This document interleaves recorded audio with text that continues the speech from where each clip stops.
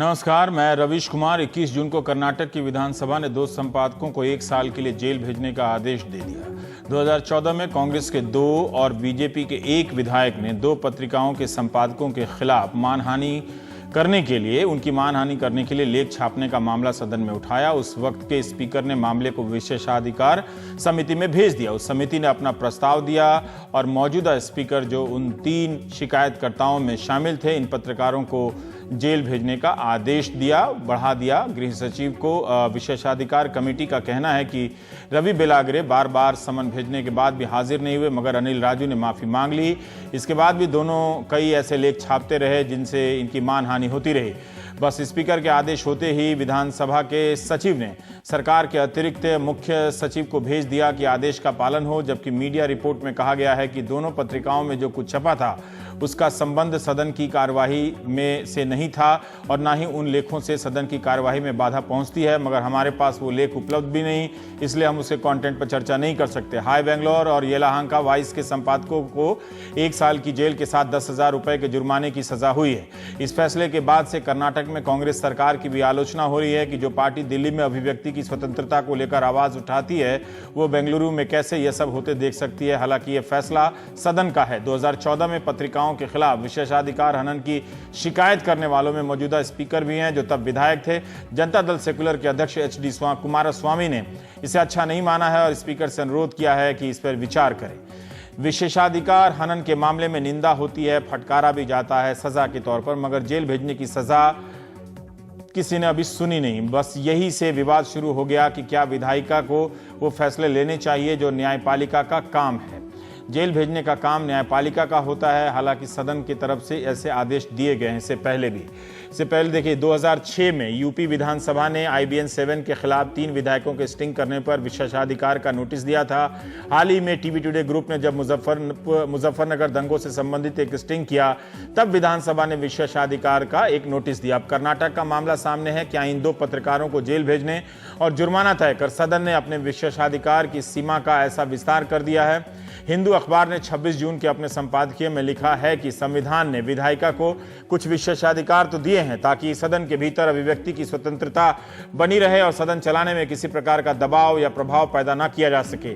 क्या किसी पत्रकार या सदन के बाहर के सदस्य को इसके दायरे में लाया जाना उचित है? पान सिंह तोमर का एक डायलॉग याद आता है जब उसका किरदार कहता है कि संसद में तो डाकू होते हैं। क्या यह विशेषाधिकार का मामला बनता है? क्या कोई लेख सदन की प्रक्रिया में बाधा डाल सकता है? उसकी गरिमा को ठेस पहुंचाने वाले अगर तत्व हो भी उस लेख में, तो क्या विशेषाधिकार कानून या प्रक्रिया इन सब बातों को लेकर स्पष्ट है?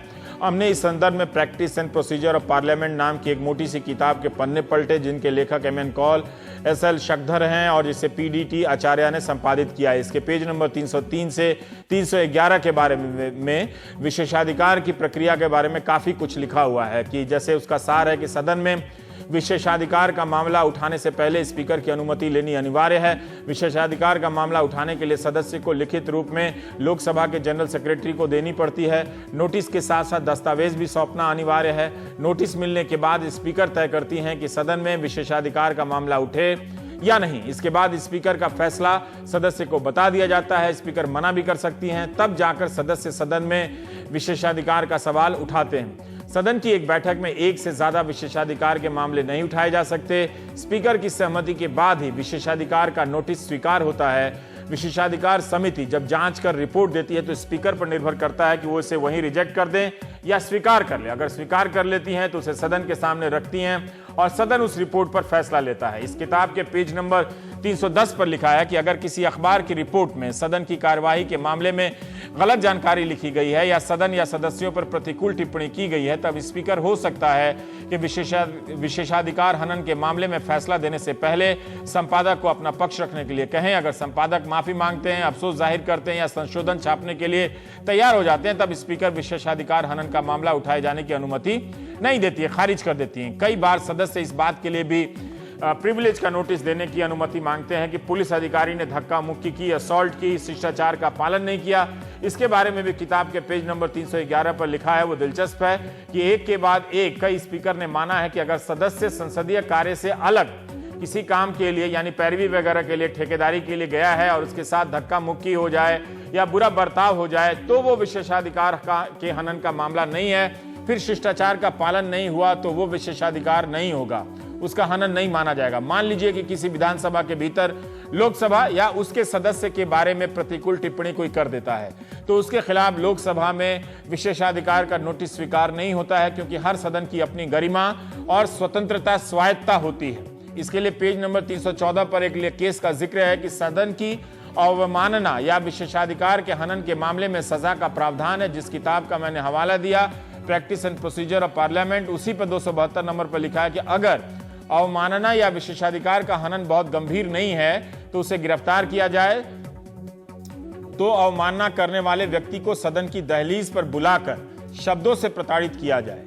इसके लिए लोकसभा में अभी तक ऐसे सिर्फ 2 मामले हुए हैं जब सदन की दहलीज पर बुलाकर प्रताड़ित किया गया है, मतलब वो दरवाजे पर खड़े रहते हैं और सदन अपनी नाखुशी जाहिर करता है। इनमें से एक मामला एक साप्ताहिक पत्रिका द ब्लिट्ज में छपे लेख का भी है। एक केस में लोकसभा के सेक्रेटरी जनरल को भी प्रताड़ित किया गया, मगर उन्हें सदन की दहलीज पर नहीं बुलाया गया, सिर्फ हाउस में प्रस्ताव पास हुआ था। पेज नंबर 273 पर प्रोसिक्यूशन ऑफ ऑफेंडर्स के बारे में लिखा है कि विशेषाधिकार के मामले को तय करते समय सदन के पास विधायिका, कार्यपालिका और न्यायपालिका की शक्ति होती है। सदन कोर्ट की तरह एक्ट कर सकता है। इस मामले में सदन ही सर्वोच्च है, मगर सदन को संविधान के दायरे में ही फैसला लेना होगा। अगर सदन चाहे तो उसके पास जो सजा देने का अधिकार हैं वो पर्याप्त नहीं, अगर उसे लगता है तब वो इस मामले को अदालत में भेज सकता है। जितना पढ़ा उससे यही समझ में आया कि सुप्रीम कोर्ट में इसे चुनौती दी जा सकती है, मगर इंडियन एक्सप्रेस में संजय हेगड़े ने लिखा है कि वहां भी बहुत सारी स्पष्टता नहीं है। एक बार लोकसभा की पब्लिक गैलरी में किसी विजिटर ने नारे लगा दिए, उनके पास से 2 पिस्टल मिल गई और पटाखे भी। सदन के एक महीने की कड़ी सजा जेल की सुनाई थी। स्पीकर के आदेश पर इस फैसले को पुलिस के पास भेज दिया गया। 19 दिसंबर 1978 को छठी लोकसभा ने पूर्व प्रधानमंत्री इंदिरा गांधी, आर.के. धवन और डी सेन को विशेषाधिकार हनन के मामले में 2 सत्रों के बीच जो प्रोरोगेशन होता है उसके समय में जेल भेजने का फैसला सुनाया था और सदन की सदस्यता से निलंबित कर दिए जाने का भी फैसला था।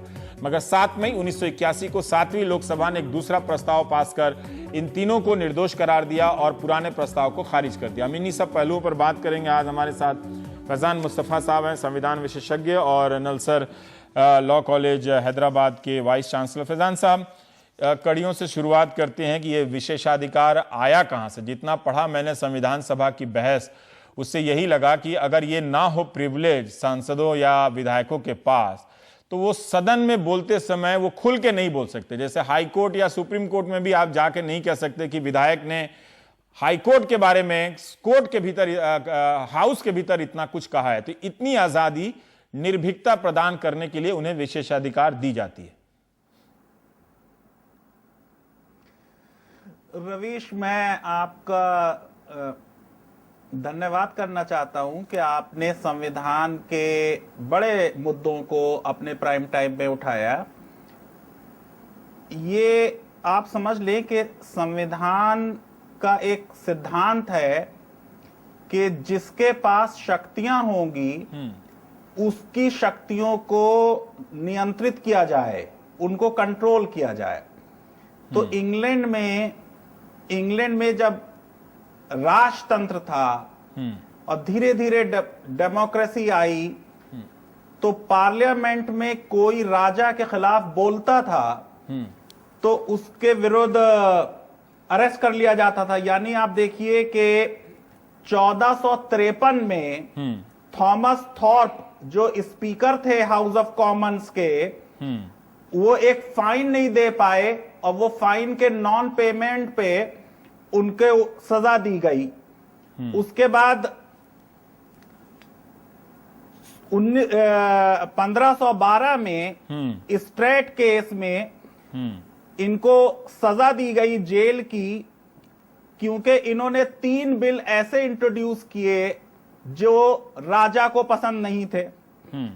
फिर 1629 में एलियट, हॉलिंस और वैलेंटाइन को इस बात पे सजा दी गई कि इन्होंने देशद्रोह वाली स्पीचेस दी। और 1543 में फिरार्स को अजीब गरीब बात थी कि ये एक किसी के श्योरिटी थे, किसी ने कर्ज लिया था और वो कर्ज पे नहीं किया, इस बात पे इनको सजा दी गई। तो ये सारी जितने भी मैंने आपको केसेस बताए इंग्लैंड से जी, इन केसेस में ये था कि जनता के जो नुमाइंदे हैं उनको राजा के विरुद्ध विशेषाधिकार दिया जाए। अब संसदात्मक शासन प्रणाली में जहां संसद जो है सर्वे सर्वा है, वहां संसद को इतने अधिकारों की जरूरत नहीं है। मैं समझता हूं नागरिकों को अधिकारों की जरूरत है। इसलिए क्योंकि आज संसदात्मक शासन प्रणाली में संसद की कार्रवाई कोई नहीं रोक सकता, वहां पे बोलने पर कोई किसी एमपी को अरेस्ट नहीं कर सकता। इसलिए मैं समझता हूं कि प्रिविलेजेस की ज्यादातर जरूरत जो ऐतिहासिक थी इंग्लैंड में वो समाप्त हो चुकी है। अच्छा, अब क्यों नहीं है? आप क्यों नहीं है प्रिविलेज की जरूरत? मैं इसलिए कह रहा हूं कि देखिए, प्रिविलेजेस में जब मैंने आपको लास्ट टाइम जब राष्ट्रपति पे बात हुई थी तो कहा था कि भारत का राष्ट्रपति इंग्लैंड की क्वीन से अलग है, ऐसे ही भारत की संसद इंग्लैंड की संसद की तरह संप्रभु नहीं है, सॉवरेन नहीं है। आप ये देखिए कि इंग्लैंड की संसद के बारे में ये कहा जा सकता है कि वो कुछ भी कर सकती है, इस हद तक कि किसी मर्द को औरत बना दे, औरत को मर्द बना दे। भारत की संसद जो है वो सर्वोपरि नहीं है, संविधान सुप्रीम है भारत में। इसलिए यहां पे भारत की संसद को वो सारी प्रिविलेजेस क्लेम करना, आप सोचिए जब संविधान बना हमने ये कहा कि भारत की संसद के विशेषाधिकार वो होंगे जो अंग्रेजों की संसद के होंगे। और आप ये सोचिए कि बाबरी मस्जिद के बारे में कल्याण सिंह ने कहा था कि ये दास्ता की निशानी है, लेकिन आप ये देखिए कि ये अनुच्छेद 105 में साफ लिखा था कि संविधान में संसद के विशेषाधिकार वो होंगे जो ब्रिटिश हाउस ऑफ कॉमन्स के हैं।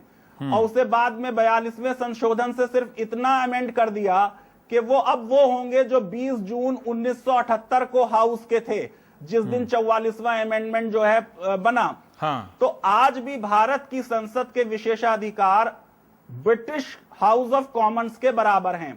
मैं समझता हूं संसद की कार्रवाई करने में कोई किसी तरीके का रोड़ा नहीं अटकाया जा सकता। इसलिए संसदों को उसके डर की जरूरत नहीं है, उनको किसी अरेस्ट से प्रोटेक्शन की जरूरत नहीं है।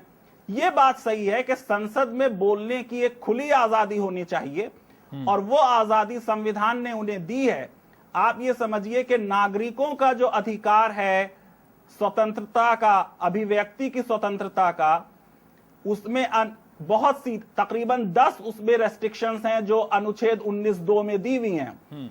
लेकिन संसदों का जो अधिकार है वो एब्सोल्यूट अधिकार है और उसमें सिर्फ ये दिया हुआ है, रेस्ट्रिक्शन सिर्फ ये है कि भाई बोल संसद में रहे हो, संसद में जो कुछ भी बोलेंगे, जो भी वोट वो देंगे, लेकिन वो पूरी तरह संविधान। लेकिन सर ये जो कर्नाटक वाला मामला है ये तो सदन के बाहर का मामला है। सदन के बाहर, सदन के दूसरे, जितना मैं पढ़ रहा था उसमें यही लिखा जो समझा कि जो विशेषाधिकार का मामला है वो सदन के भीतर सांसदों को वो परिभाषित करता है, उसी के तहत आता है। मैंने उनके अधिकार पर किसी ने अतिक्रमण किया हो या उनसे झूठ बोला हो या उन्होंने कोई गलत बात कही हो तो वो लोग उस दायरे में आते हैं। लेकिन जो बाहर के सदस्य हैं, प्रेस के लोग हैं, वो अगर कुछ लिखते हैं, संसद पर कुछ आक्षेप लगाते हैं या मान लीजिए स्पीकर पे कोई आक्षेप लगाते हैं, मैं ये नहीं समझ पा रहा हूं कि विधायक पर आक्षेप लगाना और स्पीकर पर आक्षेप लगाना क्या दोनों एक है, दोनों का एक ही तरह का उसका पैमाना है? ये सारे सवाल मेरे सामने घूम रहे हैं। रवीश, ऐसा है कि ये जो विशेषाधिकार है ये संसद में बोलने के बारे में है। अब अगर संसद में किसी एमपी ने स्पीच दी और उस स्पीच में समझिए उन्होंने किसी की मानहानि कर दी, अब वो प्रोटेक्टेड है। बाहर आके उन्होंने स्पीच को ट्वीट कर दिया अपनी, तो अब उनको वो प्रोटेक्शन नहीं मिलेगा प्रिविलेजेस का। अब उनके विरुद्ध मानहानि का बाहर जो पब्लिश किया वो होगा। तो ये चाहे मेंबर्स हों या स्पीकर हो, ये प्रिविलेजेस जो हैं ये व्यक्तिगत नहीं हैं, ये प्रिविलेजेस संसद की हैं। यानी संसद की कार्रवाई किसी तरह बाधित ना हो, तो संसद की कार्रवाई अच्छी चले इसलिए दी गई थी।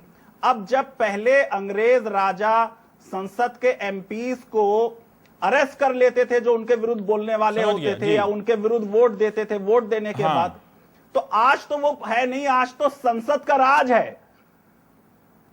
ठीक है, तो ये क्यों कहा जा रहा है कि जो कर्नाटक विधानसभा ने फैसला लिया, ठीक है, वो एक तरह से प्रेस की आजादी या अभिव्यक्ति की स्वतंत्रता पर एक तरह से उसका अतिक्रमण है और जेल भेजने की सजा थोड़ी ज्यादा है, क्योंकि ये एक तरह से लगता है कि आप खुद ही कोर्ट का काम कर रहे हैं।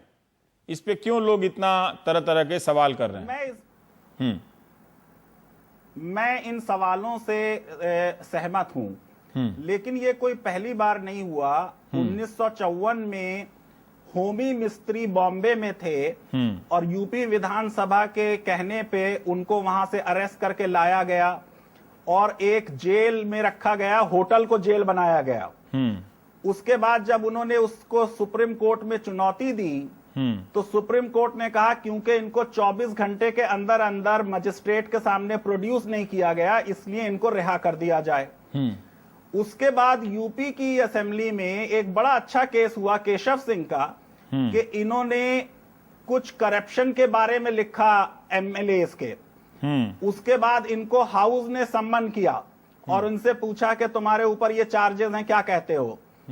इन्होंने मुड़ दे गए और इनके कुर्ते के ऊपर जवाब लिखे हुए थे, तो हाउस ने इनको 15 दिन की जेल में भेज दिया। अब 1 हफ्ते तक ये जेल में रहे, कुछ नहीं हुआ। 1 हफ्ते के बाद 2 लॉयर्स को कुछ ख्याल आया तो उन्होंने लखनऊ बेंच जो है इलाहाबाद हाई कोर्ट की, उसमें हैबियस कॉर्पस की रिट पिटीशन की कि ये इलीगल इनको रखा गया है। वो 1 मिनट रवीश सुन लें ये किस्सा। दो जजेस ने इनको रिहा कर दिया। जैसे ही ये प्रादेशिक समाचार में न्यूज असेंबली तक पहुंची तो असेंबली ने कहा कि इन 2 जजेस ने भी संसद की विशेषाधिकार की अवहेलना की है, इनको भी अरेस्ट किया जाए। जब ये बात 2 जजेस को मिली, वो इलाहाबाद चले गए और इलाहाबाद में अगले दिन पूरी हाई कोर्ट बैठी और उन्होंने कहा क्योंकि स्पीकर ने हमारे जजेस को अरेस्ट करने को कहा है, इसलिए स्पीकर को अरेस्ट करके लाया जाए। इस वक्त राष्ट्रपति जी ने ये मुद्दा सुप्रीम कोर्ट के सामने रखा।